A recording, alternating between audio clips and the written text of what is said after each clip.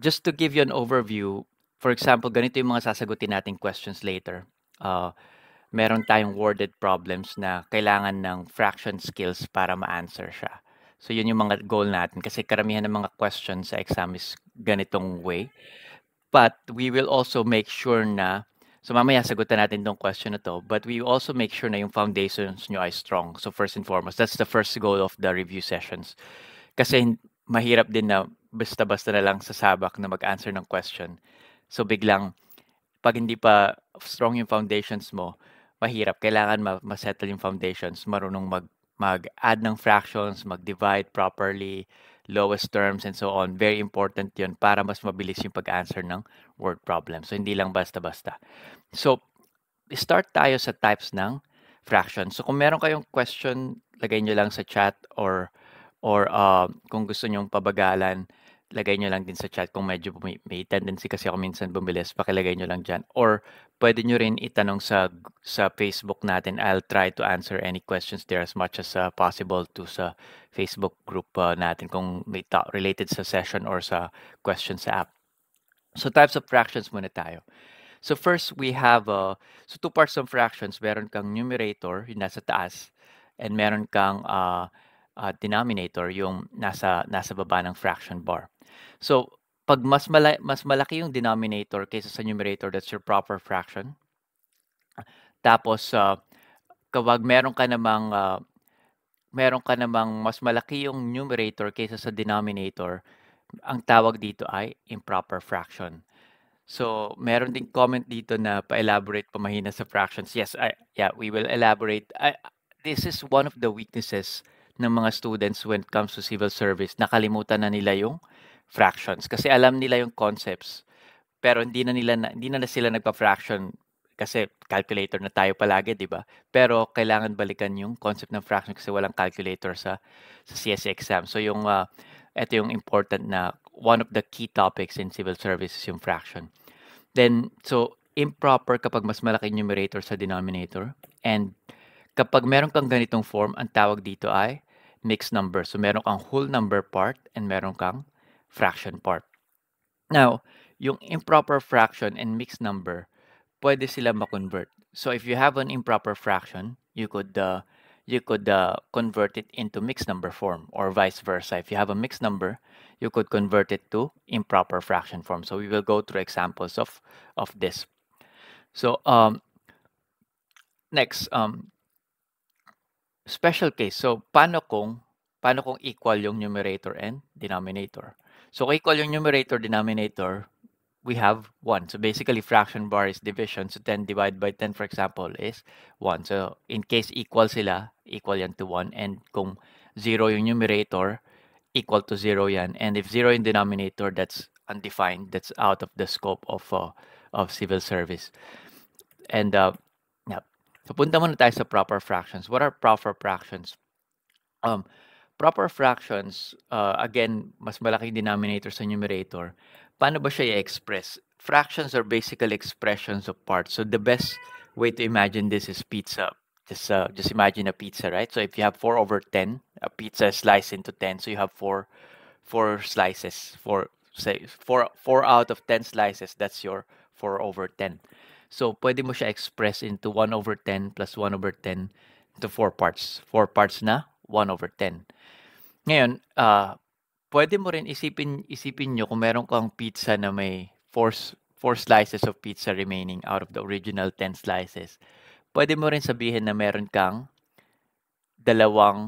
yung dalawa, i-combine mo into 2 slices. So you have 2 over 10. Meron ka ring 2 over 10. So 4 over 10 could be expressed as well in terms of 1 unit na 4 na 1 unit or dalawang 2 units. Alternatively, pwede mo rin sabihin na meron kang 3:10, 3 units and one part out of 10 na unit. Pwede mo rin express na ganito.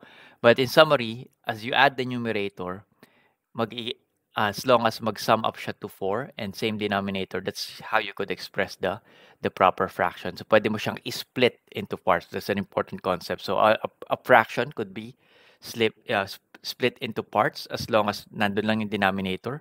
Paghiwa-hiwalayin nyo lang yung numerators because the total is just the sum of the numerator with the same denominator. So later we will go to the fraction operations. Just remember this concept of splitting the numerator of the fraction. And in the case of proper, the numerator is less than the denominator. Yung improper fraction naman, mas malaki yung numerator. Sabi natin, pwede natin i-split yung fraction, di ba? So, pwede natin itong i-express as meron kang 1 dito. So, pangalawa, pangatlo, pang-apat. So, meron ka ng 4. Ang naiwan na lang sa atin, kung meron na tayong 4 dito na nasulat, ang naiwan na lang natin is 10. 10 over 10. Kasi ito, meron kang 1, 2, 3, 4 plus 10 dito. So, pwede mo siyang express na ganito. Pinaghiwa-hiwalay lang din natin yung improper fraction natin. But then again, remember, this one, we could combine to 4 over 10, like yung kanina. Kanina natin na proper fraction. Saan nga ulit equals 10 over 10? Equal to sa 1. So, kung equal siya sa 1, pwede natin isulat to na 1 plus 4 over 10, or in short, 1 and 4 over 10. So, this is your mixed number. So, convert lang yung improper to mixed number. So, pwede mo ma-express yung improper fraction sa mixed number by just splitting the fraction. Basically, tinatanggal mo yung mga whole number portion. So, in this case, the whole number portion is just 1. So, later we will go through a conversion example. So, this one, for example. How do you convert yung 24 over 10 into a mixed number in proper fraction? So, pwede mong gawin yung splitting method kung mas mabilis sa'yo yun. Later, meron tayong shortcut. So, splitting method, sabi natin, mag-isip, basically, tinatanong natin, gaano karaming 10 yung nasa 24? So, kung gaano karaming 10 yung nasa 24, parang ini-split lang natin siya. So, meron tayong 10 muna, 10 over 10. Hati-hatiin natin yung numerator. Then, meron pa tayong isa pang 10 over 10. Then now, yung numerator natin, 10 plus 10, 20 na. So, meron na lang tayong 4 over 10 remaining. So, now, meron tayong 10 plus 10, 10 plus 10 plus 4 over 10. Saan equal yung 10 plus 10? Equal to into 1. Yung another 10 plus 10, equal din into 1. And then, the last one is 4 over 10 lang. So, yung remainder natin. So, itong 1 plus 1, pwede natin i-combine into 2. So, meron tayong 2 and 4 over 10. So, ang shortcut dito is, pwede nyo rin sabihin na idiretso nyo na sa 20, right? 20 over 10. So, kumbaga, gusto kasi natin yung isang fraction natin magiging whole number. So, pwedeng diretso sa 20 over 10 plus 4 over 10. So, that's 2 plus 4 over 10. So, ang goal dito is mailabas mo yung whole number part ng improper. Maiwan lang yung proper fraction. So, that's the whole number and that's the remainder. So, remember, when you are converting improper to mixed number, kailangan nyo lang yung whole number part and yung remainder. So, ang nangyayari dyan, pag dinivide mo yung 24 into 10, meron kang 2, remainder 4. So, yung 2, yung nagiging whole number mo, yung remainder mo na 4, siya yung nagiging numerator ng mixed fraction mo or mixed number. Okay? Medyo mabilis ba? Sige, iulitin natin yung dito sa mixed number. So, ulitin natin dito sa part na to. So, meron tayong so gusto nating mangyari dito, mailabas natin from 2, kasi ang 24 over 10 improper, equivalent lang siya sa mixed number. Ngayon, ano ba yung mixed number? Meron kang whole number part and meron kang fraction part. Gusto natin mailabas yung 2 parts na yon.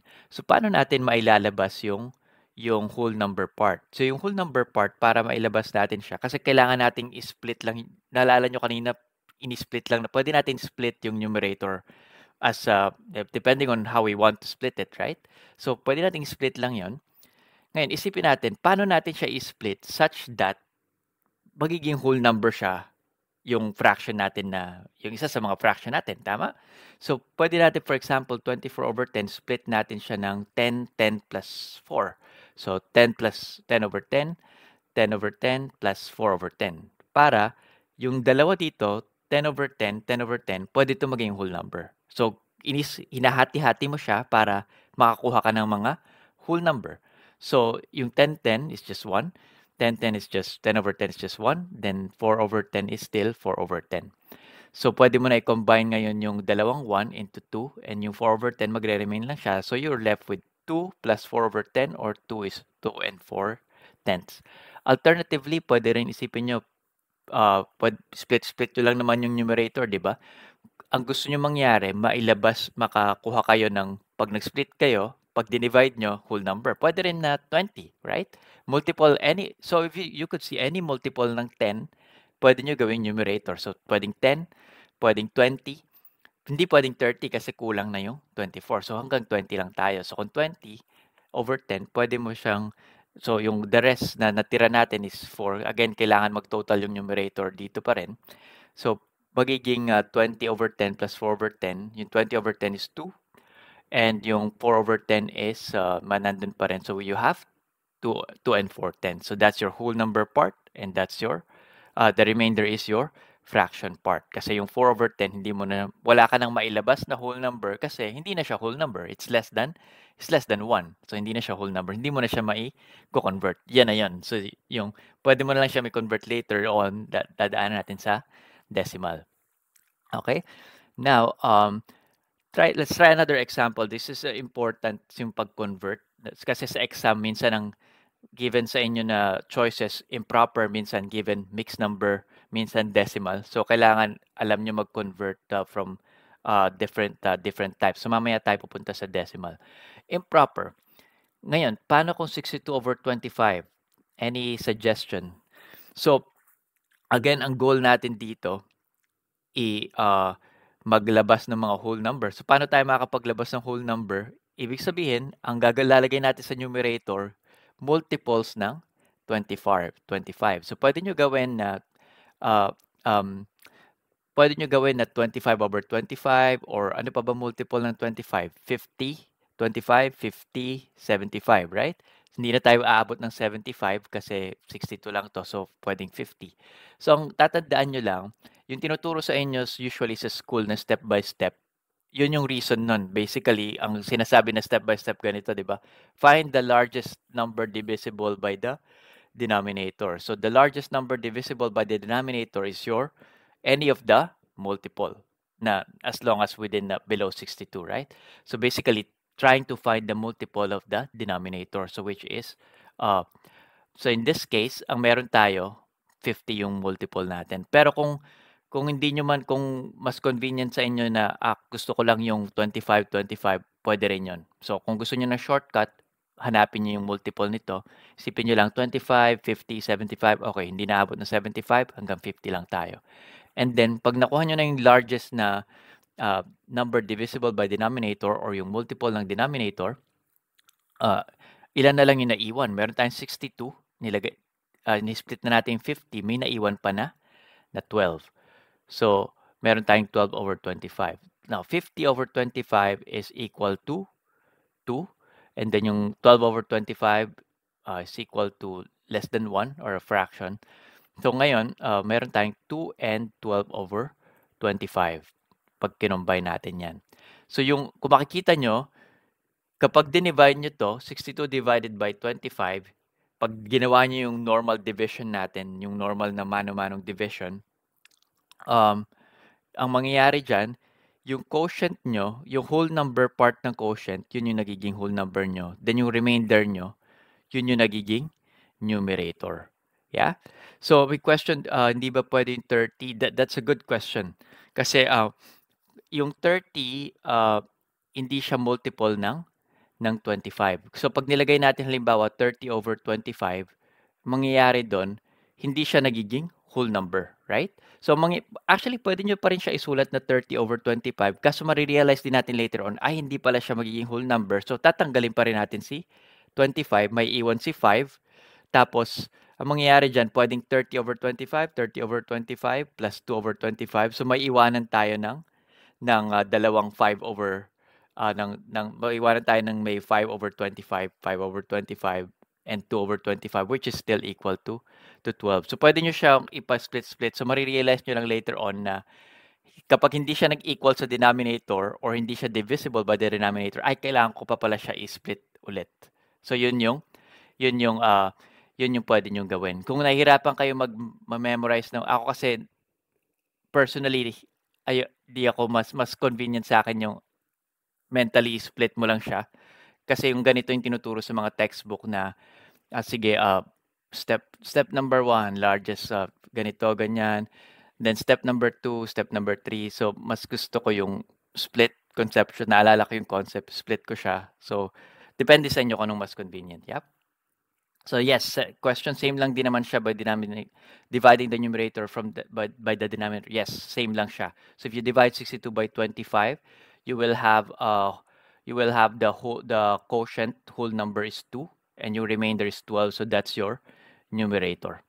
So yun yung same lang siya sa division. So ang nangyayari lang yung kung ano yung remainder mo, yun yung naiiwan na numerator ng fraction, and yung sagot na whole number, yun yung nagiging number sa dito. Good question. Hindi po ba i-lowest term yung 4 over 10? Yes, ideally i-lowest term siya. So later dadaan tayo sa lowest term. So depending on the question, sometimes the choices could give you 2 and 4 over 10. Sometimes it could give you 2 and 2/5. So later pupunta tayo sa lowest term and what is the lowest term and how to get the lowest term. So dadaanan natin siya later. So lowest term is optional. It's preferred but optional depending on the choices na binigay sa inyo. Yep. So thank you for the question. Good question. Yep. Daanan natin 'yan. So one method again, quick lang dito is yun nga, kung naisip nyo lang, hindi ko maisip yung multiple ng 25, lagay na lang yung 25, ano pa yung maiiwan. Kahit kung nagkamali kayo, halimbawa, 25 lang yung kailangan, paano kung 25 lang yung nilagay nyo? Ang maiiwan sa inyo, 62 minus 25 is 37 over 25. So marirealize nyo, ay wait, mas mataas pa rin yung 37 sa 25. So meron pa akong isang 25 na pwedeng tanggalin. So ito, pwede mo na i-convert sa 1. Ito, 37 over 25. Pwede mo pa siyang i-split ulit sa 25. Kung tanggalan mo ng 25 yung 37, may iwan yung 12. So, ang mangyayari dyan, meron kang 1 plus 1 plus 12 over 25. So, see, kahit na magkamali kayo, na nagamit nyo lang yung 25, nakalimutan nyo na, 50, pwede pa lang diretso sa 50, makikita nyo pa rin yun sa ganitong method kasi ma-realize nyo, mas malaki pa rin to. So, ibig sabihin, meron pa rin 25 doon na pwedeng mailabas. So, yun yung method. So, as you practice sa pag-solve ng fractions, mas bibilis kayo sa pag-convert ng improper to mixed. So, we have here 2 and 12 over 25 still. Now, let's go to mixed number. So, kung meron tayong halimbawa 1 and 4 over 10, paano naman natin to gagawing improper? Kasi pag nag-operate tayo ng fraction, yung mixed number, importante yung pag-convert to improper kasi yun yung ginagamit natin kadalasan, yung fraction form without the whole number. So later, magdadaan tayo. So, ibig sabihin lang ng mixed number is 1 plus 4 over 10, right? Ngayon, gusto natin magkaroon tayo ng numerator and denominator. Ayaw na natin magkaroon ng whole number, right? So, anong gagawin natin dito? Kung gusto nating ma-combine yung numerator, meron tayong denominator dito na 10. Paano natin i-convert yung 1 sa fraction form? Well, there's unlimited forms, right? So, pwede nating sabihin na, pwedeng 2 over 2, 4 over 4, 5 over 5. Ngayon, ano yung mas convenient for us na gamitin na fraction sa in place of 1? Ang mas convenient gamitin kung ano na yung denominator natin dyan. Kasi hindi tayo pwede mag-add ng fraction na magkaiba yung denominator. So, gagamitin natin is yung 10 over 10. So, bakit hindi tayo pwede mag-add ng magkaiba yung denominator? Isipin nyo, kung meron kayong dalawang pizza na kinain, like, ikaw yung dalawa ng halimbawa kapatid nyo, ikaw, 10 slice kayo each. So yung pizza, pizza mo naka-slice ng by 10, nakain mo is 5 na, so 5/10. Yung kapatid mo, yung pizza niya, kung yung pizza niya naka-slice ng, gano'n din na 5/10, so mas madali niyo i-add. So 5 plus 5, 10/10 na yung nakain niyo, may natira pa kayo na 10/10 din na pizza. Pero kung yung, denominator niyo magkaiba kayo ng halimbawa sa kanya 8 slice, then 5 slice yung nakain niya, paano niyo iisipin na, "Oo nga 'no, paano natin sasabihin na ilang slice na yung nakain nating combined?" Well, magkaiba ng size yung slice, right? So, puwede niyo ba sabihin na kung halimbawa 8 slice yung kanya, nakain niya 5, sa'yo 10 slices, nakain mo 5 din, puwede niyo ba na sabihin na tama ba na sabihin na 10 slices na yung nakain niyo pareho? Not necessarily, because yung slice niyo magkaiba ng sukat. Iba yung sukat ng slice niya, iba yung sukat ng slice mo kasi magkaiba kayo ng denominator. Kaya kailangan pareho lagi ng denominator bago kayo mag-combine ng fractions. So here, sa pag-convert, ang ginagawa natin, pinaghiwalay lang muna natin yung whole number sa fraction. Then yung whole number, convert natin sa fraction by using the denominator na same lang dun sa fraction part natin. Right? So, kung pareho lang yung denominator, pwede na nating i-add yung numerator. So, 10 plus 4 is 14 over 10. Yep.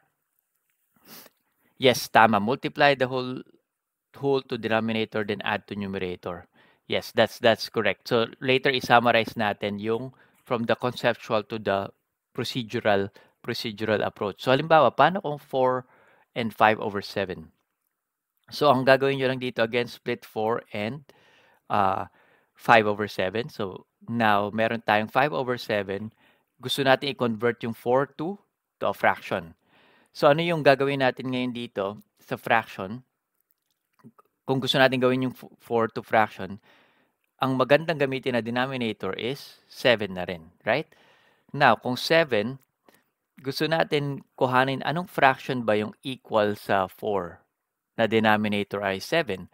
So basically, para makuha yan, kailangan nyo lang i-multiply itong 7 times 4. So para makuha nyo yung tamang numerator. So here we have 28/7. So ngayon, pwede mo na siyang i-add. So remember, kung gusto nyong makuha yung numerator, para makuha nyo yan, ang gagawin nyo lang dyan, i-multiply nyo lang yung denominator by the whole number, yun na yung ilalagay nyo sa numerator, which is 28. Kaya yung first step usually na nasa books, how to convert mixed number to improper, multiply the denominator by the whole number. So in this case, 7 times 4. Kasi ang gusto nyo mangyari, pag dinivide nyo yun, 28 divided by 7, pwede kayo bumalik sa 4. Now, pareho na yung denominator, pwede na natin i-combine yung dalawang numerator. So 28 plus 5 is equal to 33. And same denominator, 7. So we have 33/7 na mixed number. So, ayan. So multiply the denominator and the whole number to get the other fraction, and then add the numerator. So ito yung step by step, and then yung answer nyo, pag minultiply nyo to and i-add nyo yung numerator, that is your numerator, 33, the same denominator. Alright? Okay tayo dito sa conversion, mixed number. So, may question ba dito sa mixed number? Okay naman tayo lahat, nakasunod? Sige, mukhang okay naman. Yeah. So, mamaya meron tayong mga examples. So, punta tayo before tayo mag-calculate ng fractions. Dito tayo sa equivalent concept ng equivalent fractions. Okay, awesome. So, meron tayong tinatawag na, ito, inimbento ko lang tong term na to kasi although useful term siya, upscaled term. Meron din tayong lowest term. Upscaled term. Anong ibig sabihin ng upscaled term? I like calling it upscaled term para mas madaling tandaan. Ibig sabihin nito, meron yung 1/2, pwede mo siya i-express ng higher forms na mas malaki yung number. Pwede mo siya i-multiply by multiply mo siya by 2/2, so you get 2/4. Equivalent pa rin siya sa 1/2. i-multiply mo siya by 3/3. Meron kang 3/6. Equivalent pa rin siya sa 1/2. So, equivalent fractions, ibig sabihin, same value yung 1/2, 2/4, and 3/6. So, kahit i-multiply mo siya sa 24, higher number, 24/24, you have 24/, sorry, this is 48. Correction, this should be 48. Let me correct that quickly now. Here. Yeah. This is 48. Upscale term.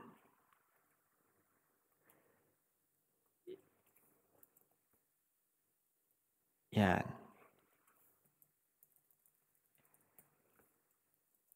Yep. All right, that's 48. And now, so kahit anong number, as long as pareho yung pinag-multiply nyo sa numerator, denominator, equivalent pa rin yan. So bakit sila equivalent pa rin? Bakit naging pareho yun in minultiply mo ng malaking number, right? Why are these numbers the same? Because basically, remember, 2/2 is just equal to 1. 3/3 is equal to 1. 24/24 is equal to 1. So essentially, kapag minultiply mo yung 1/2 sa any number na pareho numerator denominator, you're just multiplying that number by 1. So 1/2 multiplied by 1 is still 1. Kaya equivalent pa rin siya. So hindi nagbago yung number niya. Kasi hindi nagbago yung value kasi minultiply mo lang siya essentially by 1, right? So kahit ano pa yan, basta pareho yung numerator, denominator, even negative numerator, negative denominator, as long as the same, equivalent value pa rin siya. Okay? So yan yung upscaled term. Then,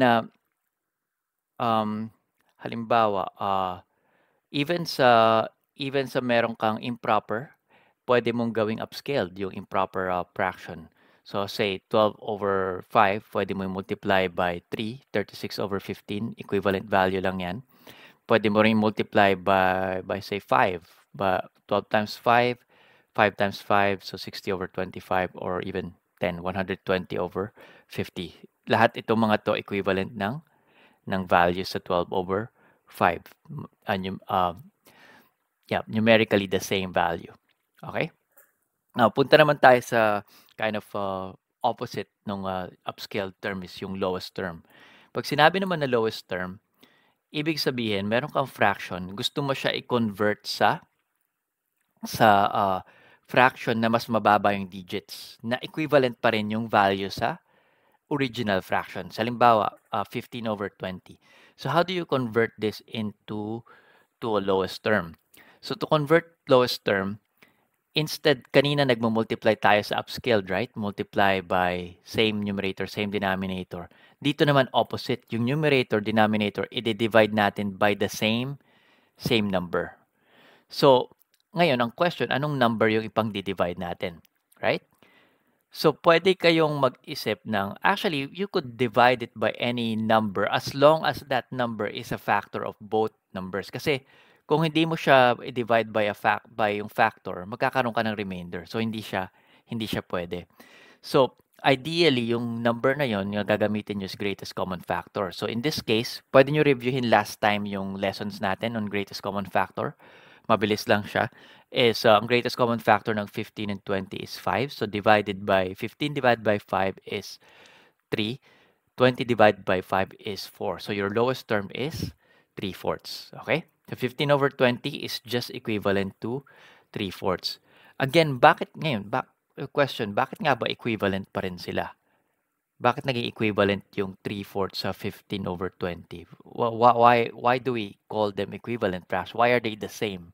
So again, 5/5 is just equal to 1. Kanina, di ba, pinang-multiply natin yung 5/5. Ngayon, pinang-divide natin siya. But 5/5 is just equal to 1. So, ibig sabihin, kapag dinivide natin yung 15/20 by 5/5, ang nangyari lang doon, dinidivide lang natin siya by 1. Or you could also say, minumultiply natin siya by 1. So, if you divide the number by 1, it's the same number. So, 15/20 and 3/4 is the same number. Okay? Ngayon, the greatest common factor is greatest is preferably. You could also use just a common factor. Okay lang yun. Kahit common factor yan lang yung gamitin nyo. Magkakaroon lang kayo ng mas maraming steps. So, titignan natin sa next example. So, again, ideally, greatest common factor. Pero kung hindi nyo maisip agad ano ba yung greatest common factor, especially kung malaki yung number. Minsan mas kasi sa exam kailangan mabilis din kayo. So minsan mas matagal pa kapag hanapin mo yung GCF bago ka mag-divide. I-divide mo na lang muna sa kung anong common factor nilang dalawa, nung dalawang number. Tapos makikita mo kung meron ka pang pwedeng i-divide later on. So halimbawa, 48/18. Okay? So again, tignan natin paano isipin nyo, madali ba isipin ano ba greatest common factor nitong dalawa? So, minsan maisip nyo siya agad, minsan hindi. So, say naisip ako pag tinignan ko 'tong fraction na 'to, naisip ko lang agad, well, they're both divisible by 2, so why not divide them by 2 first? Ako, yun yung una kong pag-isantiin ko ng fraction. Okay, divide by 2 muna. I don't want to think through the GCF right away. So, pwede rin ganon. Basta as long as it's a common factor. So, 48 divided by 2, 18 divided by 2. So, this would be 24.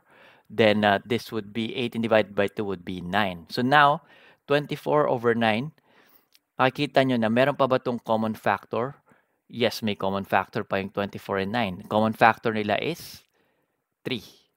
So, 24 is 8 times 3, right? So, pwede mo i-divide 24 divided by 3 is equal to 8. And then, 9 divided by 3 is equal to 3. So, ito na lang. So, pag wala na kayong common factor between the numerator and denominator, yun na yung lowest term. Kasi wala na kayong pwedeng ipang divide. Well, you could technically say na meron pa kayong common factor which is 1. Pero, if divide nyo both by 1, pareho lang yung lalabas, right? So, ang isipin nyo lang sa lowest term, i-divide nyo by common factor, divided by common factor, divided by common factor.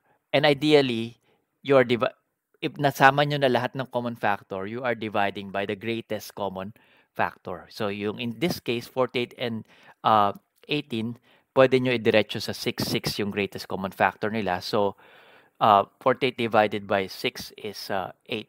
18 divided by 6 is 3. So, diretso na kapag greatest common factor. But then again, optional lang yang sa greatest common factor. Kaysa naman tumagal kayo kakaisip ng greatest common factor, divide nyo na lang muna by 2. Mas madali i-handle yung 24/9 in some cases. So, depends on your preferences and approach. Okay? So, it's not strictly GCF lang yung pwedeng ipang divide to get the lowest term. Preferably GCF, but as long as it's a common factor, you will eventually arrive at the lowest term by dividing by the common factor again and again until there's no more common factor left. Okay?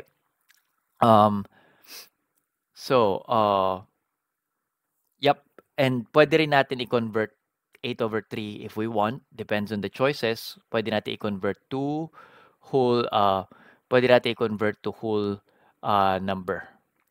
Or mixed fraction. So, meron tayong 6 divided by 3. So, that would be, pwede natin split yung 8 to 6 plus 2 or 3/3, 3 plus 3 plus 2. So, either way. So, magiging 2 plus 2/3. Yung katulad ng ginagawa natin kanina na conversion ng improper to mixed. Okay? Okay tayo dito sa lowest term. So, gamitin natin yung lowest term later on. Operations with fractions. So, punta muna tayo sa, so meron tayong mga easy direct examples. Meron din tayong mga worded examples. So, kung meron tayong meron tayong 4/5 plus 6/7. Again, if we want to add them, we need to have a common denominator. So, how do you have a common denominator kung magkaiba sila, right? So, ang kailangan nyo dyan yung concept ng least common multiple.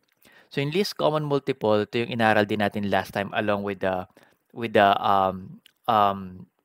GCF. So, in least common multiple or LCM, ito yung gagamitin natin para para makakuha tayo ng denominator na pareho sa dalawang fraction. So, paano ba kumuha ng LCM? Pwede nyo i-review yung last time. But basically, i-multiple nyo lang 5, 10, 15, 20, 25, 30, 35. Then, do the same for 7, 14, 21, 28, 35. So you will see that you will arrive at 35 na least common multiple nila. Ang shortcut, minsan, ang nag-work din dito, actually, pwede rin mag-work dito na basta common multiple siya. Not necessarily the least common. Parang kanina, di ba? Basta common factor siya. Not necessarily the greatest, but preferably the greatest common factor. Dito naman, the least common multiple preferably, but as long as it's a multiple, mag-work pa rin yan. Mas mahirap lang i-handle yung fraction nyo kasi mas malaki yung numbers na makukuha nyo.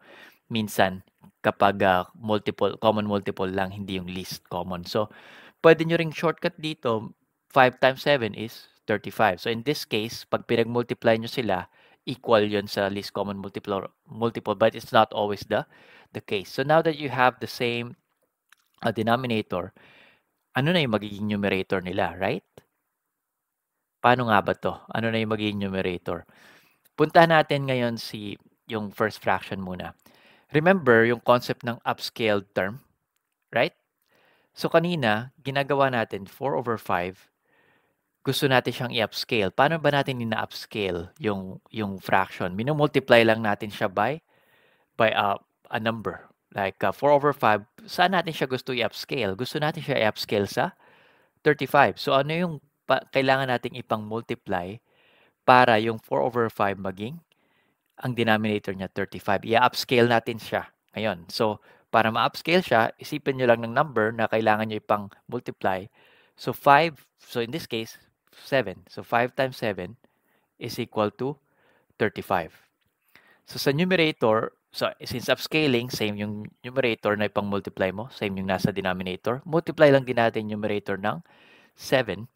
So meron tayo ngayong 4 times 7 sa numerator. This is equal to 28 over 35. So this one is 28 over 35. So dito papasok yung concept ng upscaling ng fraction. Kasi gusto mo, equivalent lang to sa original mo. Pero yung original mo mas maliit, so i-multiply mo siya by factor para ma-upscale mo yung fraction mo. Okay? Punta tayo so meron na tayong 28 dito. Punta na tayo sa kabila, sa 35. So again, sa upscale term ulit, meron tayong 6 over 7. Gusto nating maging some fraction na ang denominator niya is 35. So, para natin gagawin yan? So, kita nyo yung denominator, 7, gusto mo maging 35. Ibig sabihin, ang gusto mo ipang-multiply sa kanya is 5. Or basically, 35 divided by 7. Kaya ang tinuturo sa school, usually, di ba, ang gagawin nyo, yung denominator, divide nyo dito, and then multiply nyo sa numerator. You're just basically doing upscaling of the fraction in those step-by-step na tinuturo, right? Kasi ang maalala nyo from school, right? 35 divided by 7, then the answer multiply sa numerator. Kasi basically, ang ginagawa nyo, nag-upscale kayo. So, 5 is, so dito is 35, then dito naman is 30. So, 6 times 5 is 30. So, we have here 30. So, equal na tong dalawa. 35 divided by 7, 5. Ayan. So, now, the equal na siya, pwede na natin i-combine. So, pag i-combine natin, 28 plus 30 is equal to 58. And then, over 35 pa rin yung denominator. Okay?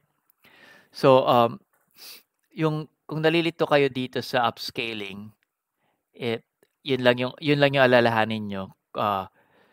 Either way, kung mas sanay kayo sa 35 divided by 7 times yung numerator, or isipin nyo lang, 6 over 7 gusto mo maging upscaled to 35 denominator, multiply nyo lang siya by what number? 5. So, you do the same to numerator, kasi gusto mo dito 7 times 5, 35. So, kailangan yung numerator times 5 din. Okay? So, now, let's go back here. So, pwede nyo na i-add yung numerator. So, 58 over 35. So, pwede nyong, depending sa choices again, baka yung choices nagre-require ng mixed fraction. So, pwede nyong i-split to. Paano natin to gagawing mixed number? Ihiwalay nyo lang yung 35. Or ano bang multiple ng 35? 35, 70, 70, hindi pwede. So 35 lang tayo. 35 divided by 35, 35 over 35. Then yung naiwan sa numerator, 58 minus 35 is 23. So that would be 35 over 35 is 1. 23 over 35 yung naiwan natin na fraction. So 1 and 23 over 35. So ito yung ginagawa natin kanina na pag-convert ng improper into mixed. Okay? So, yun yung isang example natin. Okay tayo lahat sa addition, subtraction. So, kung subtraction, instead of adding the numerator, isusubtract lang natin sila.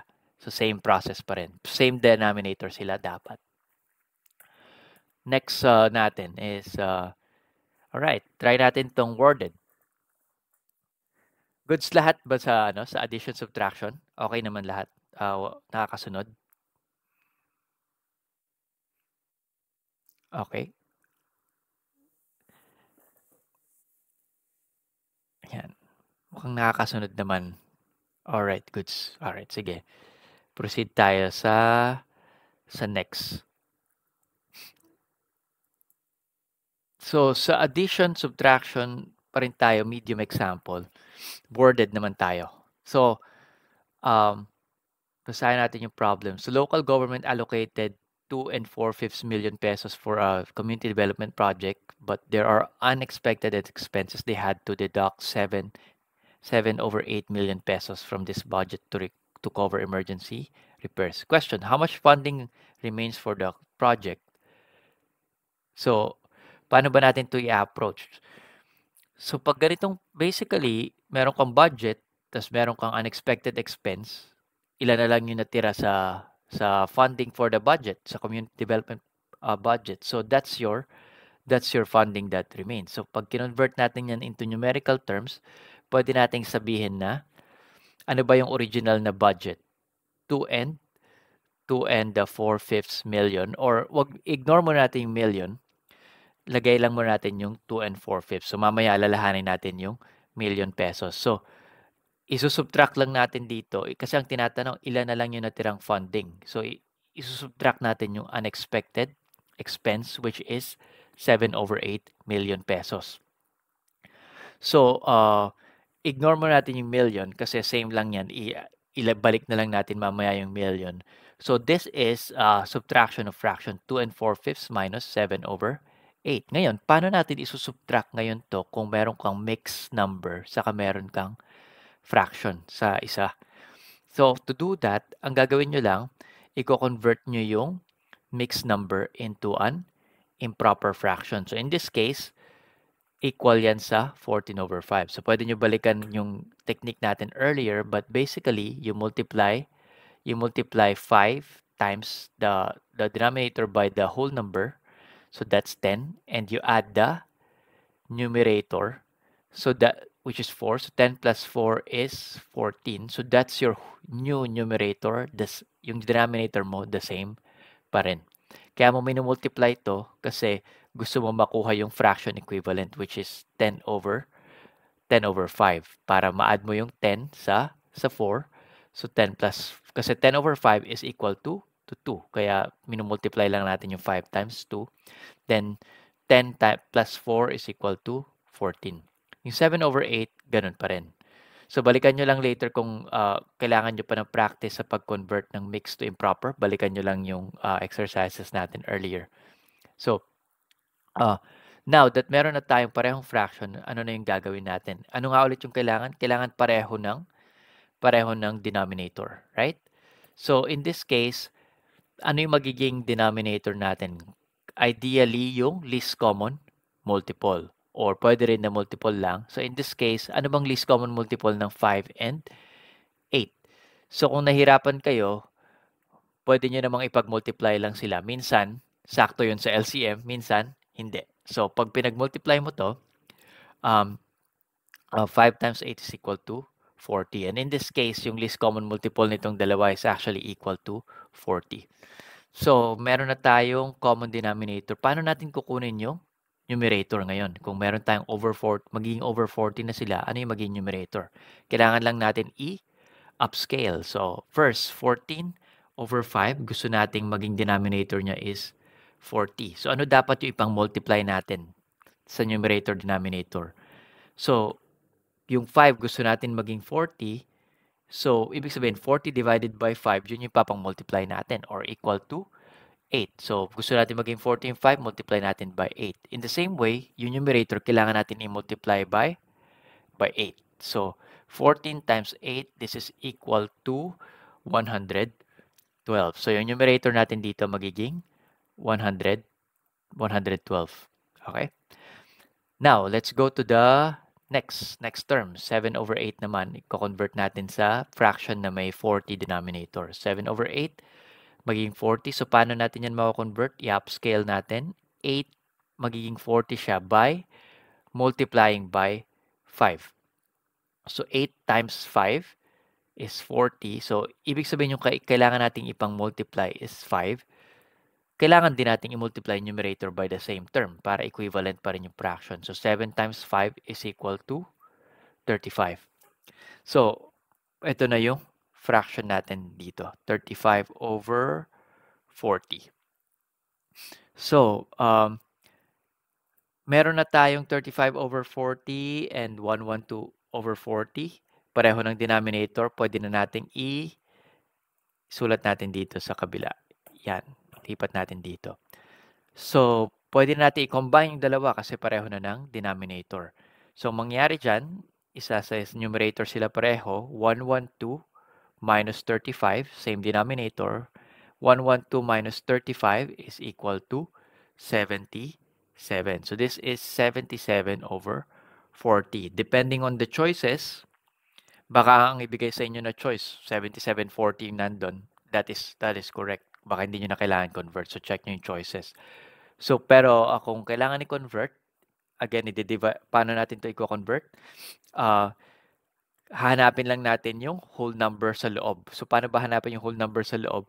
Isipin nyo, ano yung multiples ng 40? 40 and 80 sunod, pero wala tayong mas mababa to kaysa 80. So, ibig sabihin, ang pwede lang nating makuha dito is 1 or 40 over 40. And then, yun lang yung pwede nating split dito. So, 1 lang yung pwede natin makuha from inside. Then, yung may iwan, 77 minus 40 is 37. So, 40 over 40 is just 1. And 37 over 40 is what's left. So, 1 and 37 over 40. Ito yung answer natin. So, pag may nakita kayo sa choices na 137, 1 and 37 over 40, hindi pa yun yung tamang answer kasi remember, ano ba yung question natin? Ang question pabalik sa upscale term dun sa word problem. Sige, balik tayo quickly dito sa upscale term. Ito important concept sorry kung may nami-miss ako na comments, minsan nami-miss ko So, ito nakita ko ngayong comments. So, dito, if meron kang 7 over 8, right? Ang gusto natin mangyari, maging pareho yung denominator, di ba? So, gawin natin siya for 7 over 8. Gusto natin maging 40 yung denominator. So, kung gusto natin maging 40 yung denominator, ang gagawin lang natin, i-multiply natin yung numerator and denominator by the same number. So, paano mo so, anong number yung ipapang-multiply mo? Well, ano ba yung gusto mong maging fraction? Gusto mo maging 40 yung denominator. Ang meron ka ngayon na denominator, 8. So, ang dapat mo ipang-multiply sa kanya is equal to 5 or 40 divided by 8 is equal to 5. So, yung papang-multiply mo, dapat na number, dapat ang makukuha mo is yung target mo na denominator which is 40. Okay? Ang shortcut dito is just 40 divided by 8 is equal to 5. Right? So, yung 5 na yon, 40 divided by 8 is equal to 5, ipapang-multiply mo siya sa numerator din. So, 40 divided by 8 is equal to 5 times the numerator then is equal to 35. So, pareho lang yon. So, yung 35 over, so yung numerator kasi kailangan mo siya i-multiply by the same number para equivalent fraction pa rin, 5 over 5. So, 35 over 40, yun yung remaining natin. question, di ba mas divide yung denominator? Yes, pwede rin yun. It's the same method. So, 40 divided by 8 is 5. I-multiply mo siya sa numerator, which is equal to 35. Kasi bakit natin ginagawa yung 40 divided by 8? Kasi ang nangyayari dyan, pag 40 divided, kaya natin 40 divided by 8, gusto natin maging upscaled siya. So, basically, ang nag-upscaling lang tayo kasi minsan yung step by step mas mahirap siya kabisaduhin, yung mga procedural. So, pwede rin yung 40 divided by 8 is basically upscaling kasi yung sagot mo doon, 40 divided by 8, yun yung kailangan mo ipang multiply sa denominator, right? So, yun din yung same number, 40 divided by 8 times the numerator is 35. So, pareho lang siyang equivalent method lang siya. Pareho lang. You will arrive at the same answer, whichever is makes more sense for you in terms of approaching. But the goal is just to arrive at the same denominator and upscaling that fraction to have the same denominator. So you could do that by dividing the denominator divided by the original times the numerator, or upscaling by multiplying, thinking of what number to multiply. So, yun yung nandito sa problem. So, you arrive at 77 over 40. If meron na, so pwede mo i-convert to some mixed number. So, 1 and 37 over 40. So, remember, meron tayong original question. So, hindi 137 over 40 yung answer. Ang unit natin dito is million pesos. So, ibig sabihin, yung 137.40, this is in terms of million pesos. Or, pag may nakita kayo sa choices, minsan ina-approximate yung choices eh. Anong pwede nating approximation dito? So, 1 and 37 over 40 million pesos. Approximately equal to 2 million pesos basically. Bakit siya naging approximately equal to 2? Isipin nyo, saan equal ang 40 over 40? 40 over 40 is equal to 1, right? So 1 and 40 over 40 is equal to 1 plus 1 or 2 million pesos.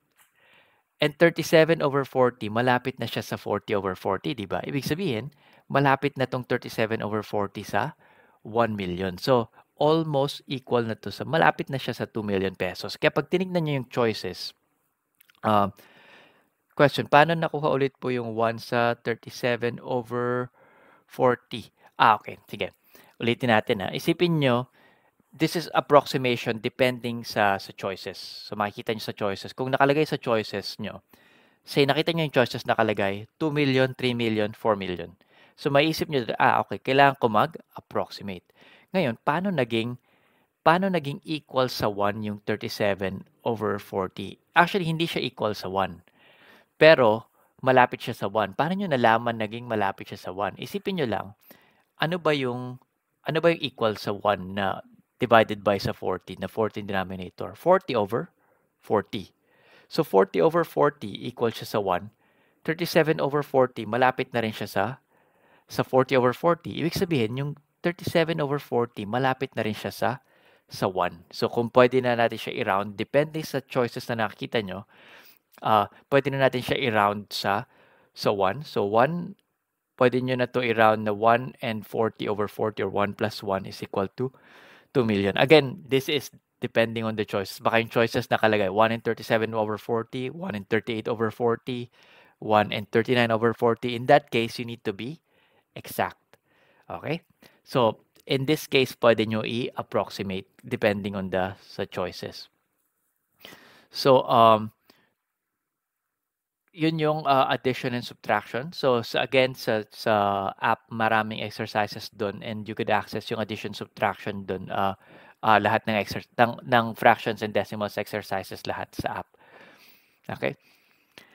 Right. All right. Okay na tayo dun sa round off. So, this is approximation. Malaman sa sense nyo yan by looking at the choices.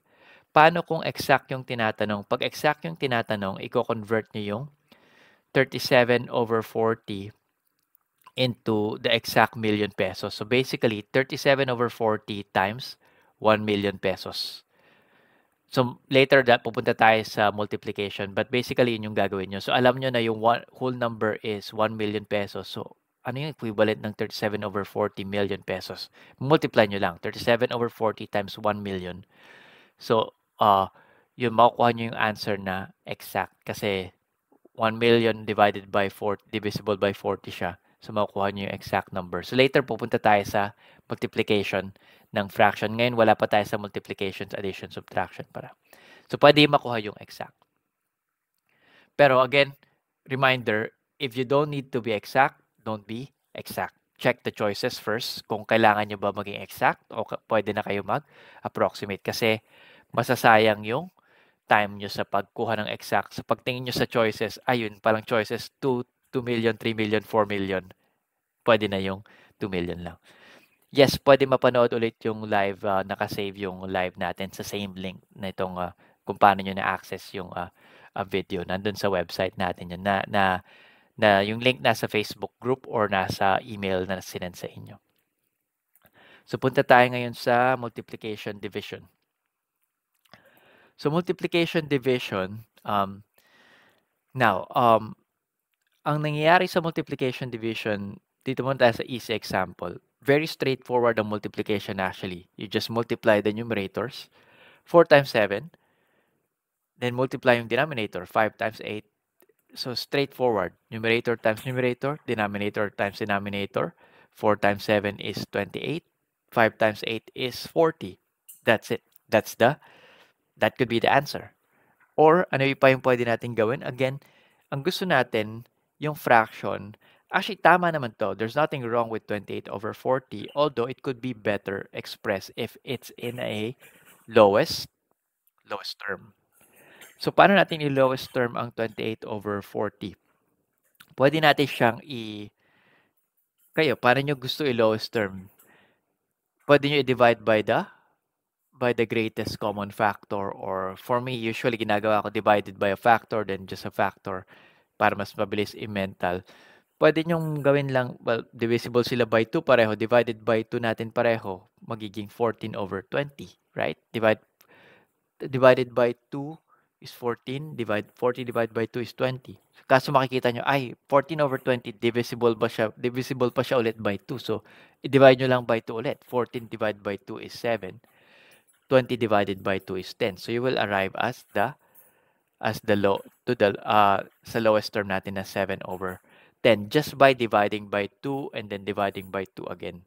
Pwede nyo rin siya i-diretso na divided by 4. 28 divided by 4 is 7. 40 divided by 4 is 10. So it's the same as dividing by 2 and then dividing by 2 again. So depending on what's more convenient sa inyo. Okay? So yan yung sa multiplication. Multiply nyo lang pareho. And then ano pa yung pwedeng shortcut dito? Ang pwedeng shortcut dito, actually, pag isipin nyo, later magta-try tayo ng mga shortcut. Ito, ano lang to, sa first, problem, so yung method. Pero kung makikita nyo later, mag-shortcut tayo na yung 4/8, so yung nag-raise na criss-cross method, 4/8, pwede nyo na siya masimplify. Kasi pwede nyo to express na 7/5 times 4/8. Pwede nyo pagpalitin yung order. Mamaya dadaanan natin yung shortcut na yun. So for now, dito muna tayo sa basic method. Wag muna tayo mag-shortcut. So multiply lang natin numerator, multiply denominator, and then lowest term. Yep. So yung shortcut natin later, mamaya na lang yung mga dito natin. So, paano kung meron tayong mixed number? Paano natin to i-multiply? So dito, ang pwede natin gawin, i-convert muna natin siya sa improper bago natin ipag-multiply. So pag naka-fraction na yung mixed number natin, para lang tayo nagmo-multiply ng fraction. Numerator times numerator, denominator times denominator. So balikan nyo lang yung earlier. To convert this into improper, multiply lang 5 times 5, 25 plus 3 is equal to 28 over 25. Kung nalilito kayo, balikan nyo lang later yung practice lang kayo ng mas marami. Balikan yung video and practice lang kayo sa app or on your own sa pag-convert ng mixed to improper. So that would be 28 over 5. Pag na-convert na natin to improper, pwede na natin i-multiply yung numerator sa numerator and denominator sa denominator. Pero, pag minultiply nyo 15 times 28, isipin nyo parang masyadong malaki yun, no? Usually sa mga exam, like sa civil service in particular, since walang calculator, hindi naman kayo na-expect mag-multiply ng masyadong maraming number. Madalas merong shortcut. So, ano yung pwede natin maging shortcut dito? So, instead of sige, multiply numerator, multiply denominator, 15 times 28, multiply by hand. 7 times 5, multiply by hand. May shortcut dito. So, pwede nyo ma-express yung, pwede nyo i-multiply na ganyan, traditional. Pwede rin yung, again, pwede nyong, pag nandito na sila, 15 over times 28, 7 times 5, wag nyo muna i-multiply yung taas. Pwede nyo rin siya express ng 28 over 7 and 15 over 5. Pwede nyo siya paghiwalayin ulit. Yung numerator, nagkapalit sila ng numerator. So this is 15 over 7, 28 over 5. Pwede nyo ibigay si 28 kay 7, si 15 over kay 5. So now, why would you do that? Bakit nyo ibibigay si 28 kay 7? Bakit mo ibibigay si 15 kay 5? Bakit nga ba natin gagawin to? Kasi, as you could see, 28 over 7, 28 is divisible by 7. So, pwede nyo siya ma-simplify. 28 divided by 7 is just 4. Yep. So, parang mas madali ito ilo. And 15, pwede mo divisible siya by 5. So, simply, pwede mo makuha yung, in a way, lowest term or yung quotient nito na whole number. So, 28 over 7 is 4. 15 over 5 is just 3. You're basically just finding the lowest term. And in this case, the lowest term is a whole number. Okay? Gets naman yung ginawa natin dito. So, again, yung numerator, minumultiply lang natin. Denominator, minumultiply. Pero hindi natin tinuloy muna kasi nakita natin na pwede natin siya masimplify by partnering 28 with 7 and partnering 15 with 5 kasi pwede nyo namang ihiwalay yung numerator and yung denominator kasi multiplication tayo unlike addition subtraction.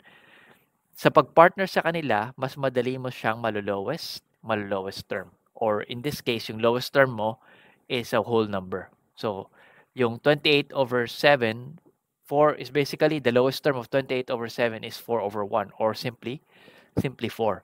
So 28 divided by 7 is 4, 15 over 5 is 3. So now your final answer is 12. Okay? So yun yung sa multiplication division involving mixed number. So ito naman, next example. Multiplication division pa rin. So Arnold's 13-month bonus would have been 40,000 if he had completed the whole year in his job. So, halimbawa, new joiner si Arnold, nag-join siya ng April. He just started working April.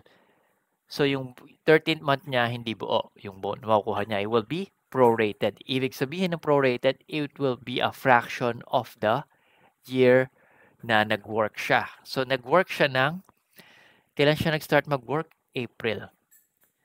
Ano yung magiging 13-month bonus? Kung prorated siya, kasi hindi siya buo nag-work na year. Ano ba yung buong year? Ano ba pag sinabi mo nag-work ka ng buong year, nag-work ka 12 months out of 12 months in a year. So 12 over 12. So yung bonus mo is multiplied by 12 over 12. Buo mo makukuha. 40,000 times 12 over 12 is just 12 over 12 is 1. So buo niya makukuha kung nag-start siya ng January, 12 months. Kaso ilang months lang siya? Ilang months lang to? April siya nag-start until December. So ilang months lang nag-work si Arnold? 9 months lang siya nag-work. Hindi siya nag-work ng January, February, March. So 3 months siya hindi nag-work. 9 months siya nag-work. So prorated yung bonus niya ng 9 over 12 lang yung makukuha niya. So paano natin ngayon to makukuha? Yung 40,000 times 9 over 12. So prorated multiplied by a fraction of the 13th month. He would get a fraction of the 13th month, and that fraction is the fraction of the year na nag-work siya. Pwede nyo i-multiply si 40,000 times 9, pero mas madali na kung isipin nyo si 40,000, fraction din yan 40,000 over 1. Ano yung mas madaling way dito? Ilabas nyo muna si 10,000. So 40,000 is just equal to 10,000 times 4. So nakuha nyo na si 10,000 times 10,000 times 4. Pinaghiwa-hiwalay nyo lang. Ang goal natin dito is ma-simplify yung pwedeng ma-lowest term natin or pwedeng ma-divide or ma-lowest term. Kasi ayaw natin mag-multiply ng masyadong malaking number. So yun yung purpose ng lowest term. Gusto mo ma-simplify yung mga bagay. So kung, as you could see, 4 over 12 is equal to 12 is divisible by 4. So kung i-divide mo sila by 4, pwede mo ipag-combine yung 4 and 12. So dito lang maiwan yung 9. So 4 over 12 magkasama. Pag nilowest term mo yung 4 over 12 is equal to 1/3. 4 divided by 4 is 1. 12 divided by 4 is 3.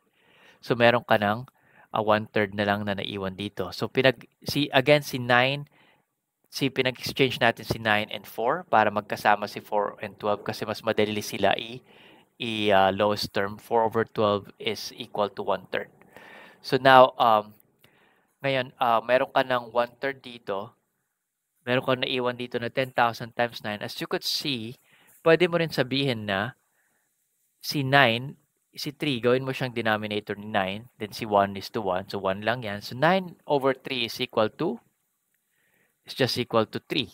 9 over 3 is equal to 3. So meron ka na lang 10,000 times 3. And that's equal to 30,000. So there are multiple ways to approach this. For example, meron din, pwede nyo rin sabihin na 9 over 12, pwede mo naman ito ma-lowest term into 3/4. So kung 3/4 na yan, pwede mo na makancel yung 4 saka 4. So may iwan na lang sa'yo 3 sa numerator. 3 times 10,000 is 30,000. Pwede rin ganun. So pwede rin ganito na medyo mas mahaba. Same lang siya. So this is just to demonstrate. Pinahaba ko siya to demonstrate ng konti. To demonstrate na pwede nyo i-manipulate yung numerator, denominator by using lowest term or divisibility rules. Divisible ba siya? Nadi-divide ba siya? Para makuha yung simplified term. Mas mabilis yung calculation. Usually, sa civil service exam or any exam na walang calculator, maraming ganitong case na magsisimplify ka ng terms. So this is equal to 30,000. Okay? Next, paano kung division na tayo? 4 divided by 7 is equal to, basically, it's just equal to 4 over 7, right? So, when you think about it, 4 over 7 is also equal to 4 times 1 over 7. So, ang nangyayari lang, kapag nagdi-divide ka ng 4 divided by 7, is ang ginagawa mo lang din basically is minumultiply mo lang yung 4 by 1 over 7 or the reciprocal of 7. So ito lang yung tatandaan nyo pag division. So dividing a number is the same as multiplying it to the divisor's reciprocal. So pag nagde-divide tayo ng fraction, for example, 5 over 12 divided by 2 over 8, ang mangyayari dito, ang gagawin nyo lang, 5 over 12 pa rin, i-multiply nyo lang siya by the reciprocal. Or yung iba, ang tawag dito is criss-cross method. So, kini-criss-cross nyo 5 times 8, 12 times 2. So, pareho lang yun. Basically, multiplying by the reciprocal. Again, bakit natin minumultiply by the reciprocal? Kasi dividing a number is basically just multiplying sa reciprocal ng divisor. Halimbawa dito, 4 divided by 7 is the same as 4 multiplied by 1 over 7. 1 over 7 is the reciprocal of 7. So, equivalent lang to sa pag-multiply sa reciprocal or sa criss-cross. Na minsan mas familiar kayo sa criss-cross, same lang yung method na yun. So, dito, 5 over 12 times Para pag binaliktad nyo na, reciprocal nyo na yung divisor na 2/8, magpapalit na yung sign ng multiplication. So, pwede nyo na i-perform yung multiplication as usual. So, 5/12 times 8/2. So, ito, reciprocal lang siya again ng 2/8. Pwede nyo i-simplify yung 8/2. Instead of multiplying 8 times 5, 12 times 2, 8/2, you know that it's divisible. So 8/2, the simplest term is 4. 8/2 is 4. So you could easily multiply 4 times 5. You could now multiply 4 times 5 is equal to 20. Or alternatively, so that would be 20/12. Alternatively, you could also exchange the two. So 4, pwede mo ipag-exchange yung numerator kasi 4 is equal to 4/1 basically. Or 5 times 4, exchange lang 4 times 5, and pwede pa natin ma-simplify yung 4/12. 4/12 is basically equal to lowest term ng 4/12 is 1/3 kasi pareho silang divisible. Greatest common factor nila is 4. So 4 divided by 4 is 1. 12 divided by 4 is 3. So that's 1/3 times 5. 1/3 times 5. So you have 5/3. So kapag meron kang mixed number, again, i-convert mo muna sa improper before ka mag-multiply or divide. Same lang din yung process.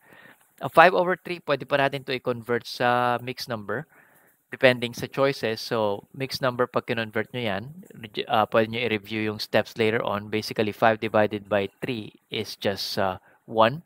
Remainder 2, so you have 1 and 2/3. Okay? Punta tayo dito sa most common fractions.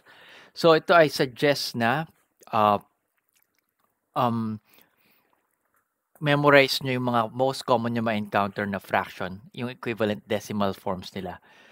So, 1/2 is equal to 0.5, 1/3 is 0.33, 1/4 is 0.25, 1/5 is 0.2, 1/8 is 0.125, 1/10 is 0.10, and 1/20 is 0.05. So, magandang idea na i-memorize to kasi mas madali yung mga calculation. Halimbawa, pag-convert ng fraction to decimal. Ang example dito, kung halimbawa meron kang 4/5, paano mo malalaman ano yung value nito? Kung alam mo na yung 1/5 ay 0.2, alam mo yung 4/5 equal lang siya sa 4 times 1/5. And you know that 1/5 or 1/5 is equal to 0.2.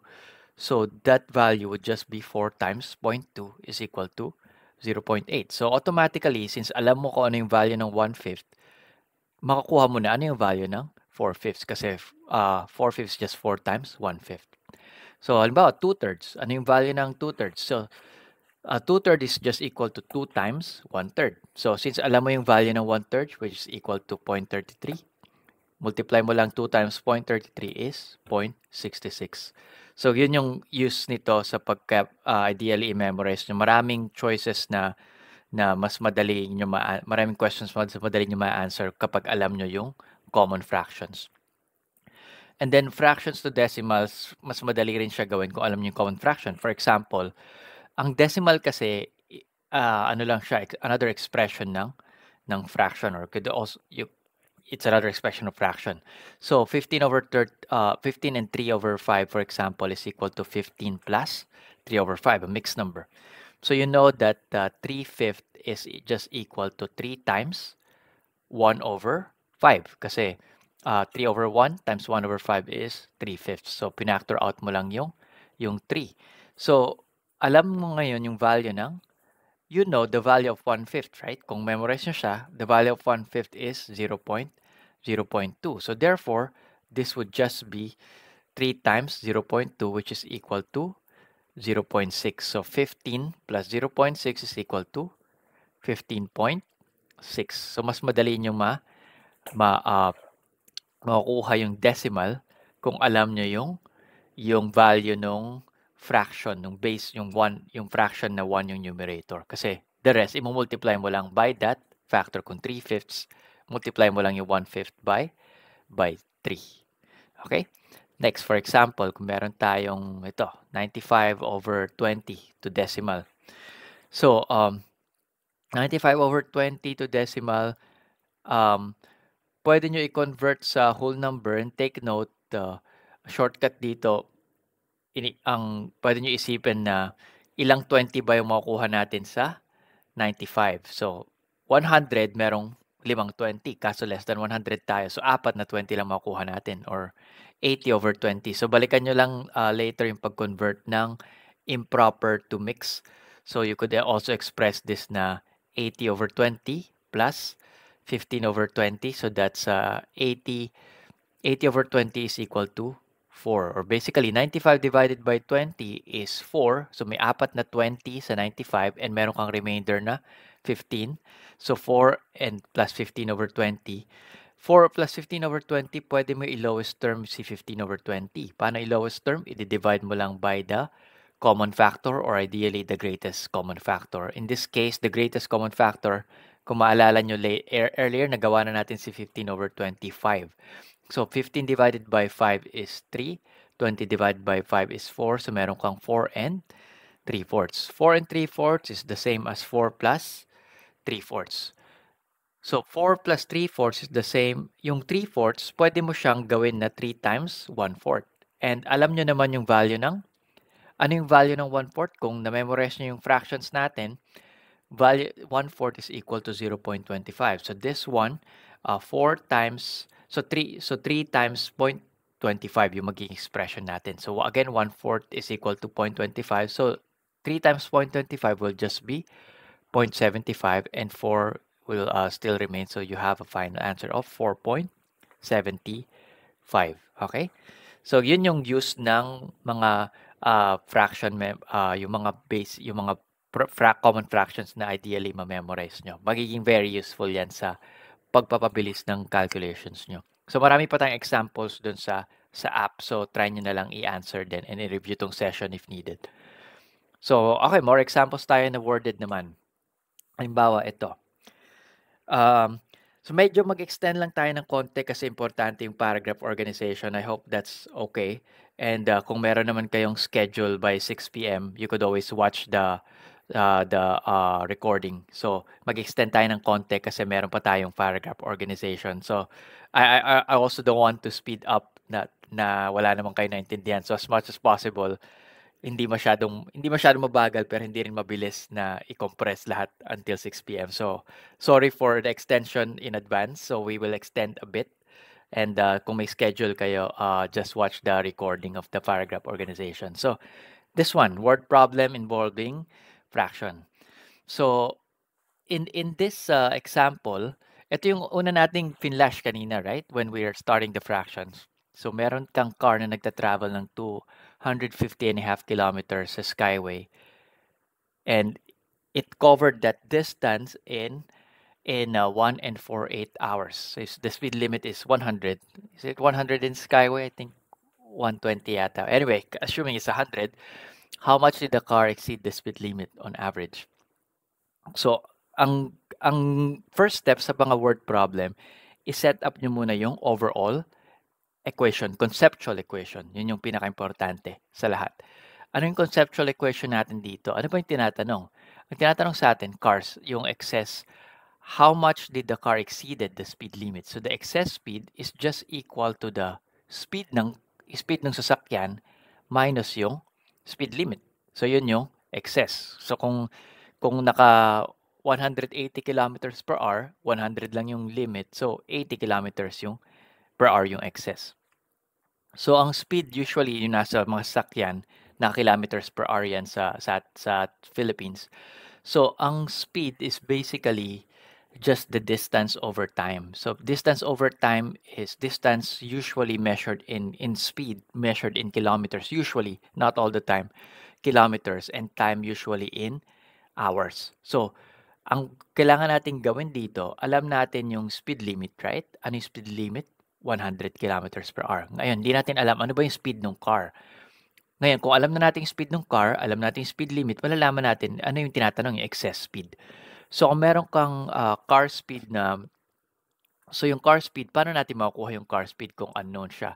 So speed is equal to distance over time. Alalahanin nyo lang, kilometers per hour. Kilometers yung numerator, fraction bar, r yung denominator. So hour is time. So distance over time, kilometer over hours, or meters over seconds, basta distance over time. So that is your speed. So in this case, ano ba yung distance na na-cover ng car? Ang na-cover ng car is 250 and 1/2 kilometers, km. Ano yung time na nag-take para ma-cover niya yung distance na yun? 1 and 4/8 hours. So as you could see, dito pa lang, pag nag-practice kayo, madalas kayo nagpa-practice, dito pa lang makikita nyo na, okay, 1 over 4/8. Hindi ba pwede natin to i-simplify? 1 over 4/8, right? 4/8, pag sinimplify natin, is just equal to what? 4/8 is just equal to 1/2. So, pwede natin palitan si 4/8 ng 1/2. So, basically, this is 1 plus 4/8 or 1 plus 1/2 or 1 and 1/2. So, pwede na siyang gawin lang na 1 and 1/2. So, para mas simple yung calculations natin. So, now that we have this equation, so na-calculate natin yung speed. Ito yung car speed natin, yung unknown. 250 and 1/2, ano yung kailangan natin gawin? Basically, nagdi-divide tayo ng mixed number, right? Mixed number over mixed number. Bago tayo mag-divide ng mixed number, gawin muna natin siya na fraction. Fraction sa taas, fraction sa baba. So, pwede natin to gawin na mixed number, na improper first. So, paano natin siya gagawin na improper? Recall, pag gagawin nyo siyang improper, i-multiply nyo lang yung denominator by the whole number, and then you add multiply the denominator by the whole number, and then you add the numerator. So 2 times 250 plus 1. So 2 times 250 is equal to 500 plus 1 is equal to 501 over 2. So yan yung improper fraction version ng mixed number natin. So pwede natin siya ilagay dito sa numerator. Okay na tayo sa numerator, fraction form na siya, wala nang mixed number. So ngayon naman yung denominator. So denominator, 1 and 1/2, let's convert it as well to improper. So how do we convert? So ilagay lang natin yung denominator, and then multiply natin yung 2 by yung denominator by the whole number. So 2 times 1. So basically, para ma-add natin siya, kasi ang gusto natin i-convert si 1 into fraction, katulad kanina, 2 over 2. So kaya minultiply natin siya by 1. So magiging 2 times 1 plus i-add natin numerator. So we have 2 plus 1 is equal to 3 over 2. So ngayon, pwede na nating palitan yung denominator natin dito ng 3 over 2. So this is equal to 3 over 2. So meron na tayong updated na term dito na 501 over 2 over 3 over 2. Okay? So now, ito na yung term natin. Paano na tayo magdi-division? So basically, remember, this fraction bar here means that dinidivide lang natin itong fraction na to sa fraction na to. Pwede natin siya isulat na 501 over 2 divided by 3 over 2, replacing yung fraction bar by the division sign. Now, ano nga ulit yung gagawin natin pag division? Pwedeng crisscross or pwede rin yung reciprocal. So, yung 3 over 2, i-reciprocal nyo lang siya into, babaliktarin nyo lang into 2 over 3. Tapos magbabaliktad na yung sign into multiplication. So, kasi yung division, para ka lang nagmamultiply ng reciprocal o yung naka-reverse. So, binaliktad natin yung fraction, then naging multiplication sign na siya. So, next natin dito, after natin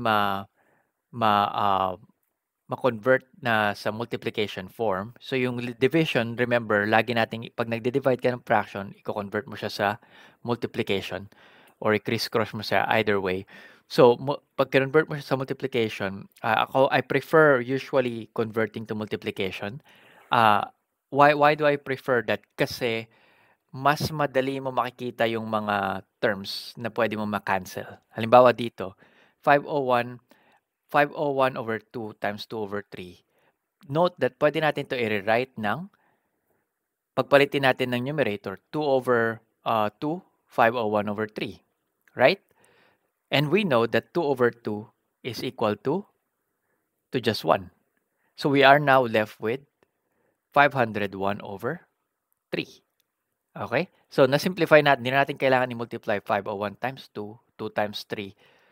So since naka-multiplication sign tayo, pwede natin ma-cancel out kung may common ka sa numerator and denominator or kung meron kang pwedeng i-lowest term. So in this case, 501 over 3 and 501 over 3 is equal to what? 501 over 3, if you do the division, this is actually exactly 167. 167. So anong unit nga ulit nitong 167? Ano yung dinivide natin sa numerator, denominator? So kayo na lang bahala sa division dito. So pwede nyo ito gawing manual division or kung may shortcut kayo sa division. Kilometers per hour yung unit natin. So don't forget the unit. So pwede nyo rin ma-approximate sa choices eh. Kung halimbawa yung choices, makikita nyo naman eh. So halimbawa ito yung choices natin. Anong answer natin kung ito yung choices natin? So, letter A? Tama? Tama ba? Letter A? 167. So, ang karaniwan ditong nangyayari, the exam makers are trying to trick you by the choices. So, ang nangyayari kasi, okay, kakalculate natin yung speed. So, yung isip natin, okay, yung speed. Okay, nakalculate na natin. Nakita natin sa choice 167. Pero pag binalikan nyo yung tanong, ano ba yung tinatanong? How much did the car exceed the speed limit on average? So, ibig sabihin, ang tinatanong yung excess speed, hindi yung car speed. So, kailangan natin i-subtract yung speed limit. So, alam natin yung speed 167, speed limit is 100. So, yung excess speed is 67, which is letter C, yung inaanoan. So, yun lang yung maging careful kayo. Balikan nyo yung tanong, ano ba yung tinatanong? Kasi minsan nilalagay sa choices ng examiners yung mga isa sa mga na-calculate nyo, ilalagay nila sa choice para malito kayo. Okay, nakita ko na yung na-calculate ko. Yun na yung. Okay? Just be careful there. So, 67 kilometers per hour. Next. Okay? Question dito sa example. Wala naman. Okay. So, next tayo na hard. Isa pang example. Ito, for example, another word problem involving fraction. Sige, give yourself time to think on how you would approach this.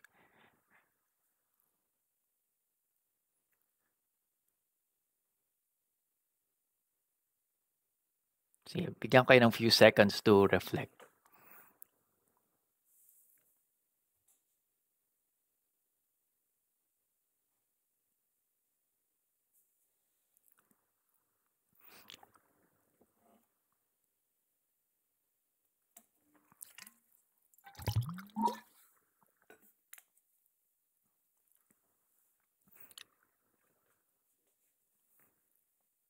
Okay, so meron tayong farming project na may nag-allocation ng hectares sa southern plot and northern plot. So 5/9 hectares, merong hectares sa northern plot, nakakonect but separated by a fence. Then remove yung fence para isang buo na lang yung block, right? Isang buo na lang block, wala nang fence yung north-south. Ang question, kailangan i-distribute yung total area, yung buong land area, kailangan i-distribute sa mga blocks, farm blocks na 7/30 hectares each. Ngayon, ang question, sa isang buong area na yon, gaano karaming farm blocks yung mailalagay mo? Gaano karaming 7/30 na farm blocks? So again, pinaka-importanting step dito is to translate the word into the conceptual equation. So conceptual equation, so gaano karaming number of blocks na kailangan? So, paano mo malalaman gaano karaming farm blocks yung magagawa mo sa total area? So, meron kang total area Tapos, gaano ba kalaki yung isang block, right? Kung meron ka halimbawang 10 na total area, ang isang block is 1, so makakasampung block ka lang para maka-consume na lahat ng total area. Assuming na yung block ay now say square, for example. Let's assume for simplicity. So total area over the area of a single block is equal to the number of farm blocks that you could create from the total area. So ano ba yung total area natin? Yung total area natin is just the north area of the northern plot, and area of, ito pala yung northern plot, and area of the southern plot. So yan yung total lahat ng hektarya. So meron tayong total niyan. And then ano ba yung area ng isang block? Nasaan yung area ng isang block? Nasabi sa atin, referred to as farm blocks, each measuring 7/30 hectares. So diyan yung area ng kada block. Okay? Okay tayo sa pag-translate ng concept from the word to the conceptual equation. Ito yung pinaka-importante equation, more than anything else, yung conceptual na equation. Kasi pag mali ito, mali na lahat ng, kahit tama yung fraction na calculation, kung mali naman yung conceptual equation, mali pa rin yung magiging answer. Okay? So, combine lang yung total area divided by the area of a single block. Now, ano yung area ng north and ano yung area ng north? Area ng northern plot is 16/9. Yan. I-add lang natin in terms of hectares. So, tanggalin mo natin yung units. Ano yung area ng southern plot? The southern plot is 5/9. Right? This one.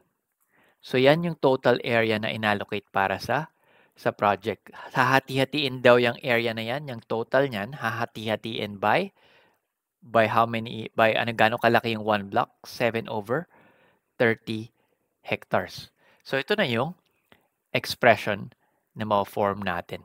So, 7/30, 7/30 nasa denominator, numerator natin 16/9 plus 5/9. So, hindi na natin i-detail. So, this will be an assignment for you. The answer would be 10. Yeah, would be 10 blocks. So, i-try nyo na lang to on your own, and I think nandun din to sa exercises natin sa app. Available siya doon for free. So, makikita nyo rin doon yung detailed explanation. So, okay tayo sa concept dito. So, kung alam nyo naman kung paano mag-add na ng fraction, di ba? So, pareho na yung denominator, add nyo lang yung numerator. So, meron ka ng fraction sa numerator, may fraction ka sa denominator, i-divide mo lang sila. So, parang fraction division. So, mechanical na yung kung ano yung ginagawa natin kanina, gagawin lang natin dito sa equation natin na to. Ang pinaka-importante is yung pag-set up ng equation. Yun yung most important step, ma-set up natin to. The rest is i-apply lang natin yung mga natutunan natin kanina, and do this after our session or when you're studying, so you should arrive at the answer 10, and meron din detailed explanation sa app. Nandun tong question na to sa app natin for free. Okay? Okay tayo dito, class. So, yun yung ganitong mga types ng questions na ma-encounter nyo. So, you need the skills on fraction operations, lowest term, fraction simplification, and so on. Pero most importantly, yung pag-translate ng word into the conceptual equation.